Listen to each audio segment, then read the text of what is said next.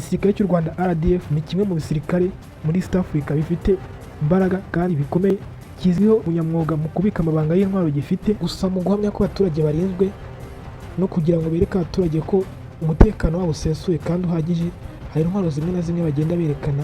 Niyo mpamvu muri iki kigereranyo ngiye kukwereka intwaro 5 z'intambara zirenze igisirikare cy'u Rwanda kibitseho. Muri iki cyegeranyo urasobanukirwa izi ntwaro izo ari zo, aho zakorewe, ibiro zipima ndetse n'akamaro kazo ku rugamba. Ndagusaba gukanda subscribe, ugafungura n'akazogera kugira ngo ibyegeranyo byacu bijye bikugeraho buri munsi 5 kuri 5. Uwagezeho iki cyegeranyo nitwa Jonathan, YouTube channel ni Ubumenyi Daily. Kaze. Ku mwanya wa 5 turasanga intwaro yitwa T55, T72 main battle tanks. T55 and T72 yakorewe mu Burusiya, ipima hagati ya toni 41 na toni 45 bitewe na version yayo. Izi ni intwaro zifashishwa ku butaka kuko ni ibifaru karabutaka bikoreshwa mu guhashya umwanzi kandi bigakoreshwa mu bwirinzi kuko bifite ibyuma bikomeye cyane. Iyi ntwaro ibisansu byazo birarimbura, nta kintu bisigaye na gito mu gihe cy'urugamba. Ni intwaro zikomeye cyane u Rwanda rwibitseho mu kurinda ubusugire bw'igihugu. Ku mwanya wa 4 turasanga intwaro yitwa Bayraktar TB2. Iyi ni drone y'intambara. TB2 yakorewe muri Turkiya. Iyi TB2 ifite uburemere bw'ibiro 700. Birumvikana neza cyane ko ari indege itagira umupilote ikorera ku butaka. Iyi ntwaro yifashishwa mu gushaka amakuru, ikora iperereza. Iyi ntwaro kandi itwara utumesire dutoya, nitwo yifashisha irasa neza ahantu hari umwanzi. Iyi ntwaro iri mu ntwaro u Rwanda rwaguze kugira ngo rukomeze kurinda ubusugire bw'igihugu ndetse n'abaturage babeho bafite umutekano usesuye. Ku mwanya wa 3 mu ntwaro igisirikare cy'u Rwanda kibitseho turasanga indege za kajugujugu z'intambara arizo Mi-24 and Mi-35. Izi kajugujugu z'intambara zakorewe mu Burusiya, zifite uburemere bwa toni 12 kuzamura bitewe n'ibikoresho birimo. Izi ni kajugujugu zikoreshwa mu kirere zifasha abasirikare bari ku butaka mu kubongerera imbaraga mu gihe ziba zirekura ibisansu bikomeye cyane by'urufaya ku mwanzi watatse, zikifashishwa no kurinda umutekano w'igihugu.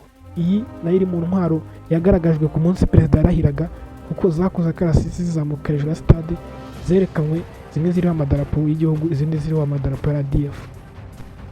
Twihuse cyane ku mwanya wa 4 turasanga yitwa RAL 160 multiple rocket launcher. Iyi ntwaro RAL 160 yakorewe muri Israel, irasa misile imwe ibibasha gupima hafi ya kilograme 100. Iyi ntwaro kandi ihanamura indege zose zo mu kirere z'umwanzi, inifashishwa mu kurasa ahantu hagari kuko irekura misile nyinshi kandi mu gihe gitoya. Iyi ntwaro nayo u Rwanda rwayibitseho kugira ngo ibashe kurinda umutekano w'abaturage kandi igihugu kigumane ubusugire bwacyo. Iyi ntwaro nayo iri muri zimwe mu ntwaro igisirikare cy'u Rwanda RDF kibitseho.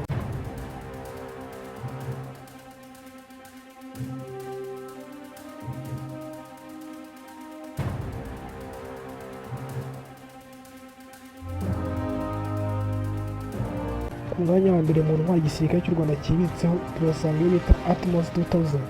Iyi ntwaro Atmos 2000 yakorewe muri Israel, ipima hagati ya toni 22 na toni 27 bitewe n'imodoka yashyizweho. Iyi ntwaro irambikwa ku modoka. Iyi ntwaro RAL 160 yakorewe muri Israel, irasa misile imwe ibibasha gupima hafi ya kilograme 100. Iyi ntwaro kandi ihanamura indege zose zo mu kirere z'umwanzi, inifashishwa mu kurasa ahantu hagari kuko irekura misile nyinshi kandi mu gihe gitoya. Iyi ntwaro nayo u Rwanda rwayibitseho kugira ngo ibashe kurinda umutekano w'abaturage kandi igihugu kigumane ubusugire bwacyo. Iyi nayo iri mu ntwaro u Rwanda rwibitseho. Ibinyamakuru dukesha urutonde rw'izi ntwaro turasangamo International Reports, Wikipedia and Rwanda News. Hano dusoreje ikigereranyo cyacu. Imana ibarinde cyane.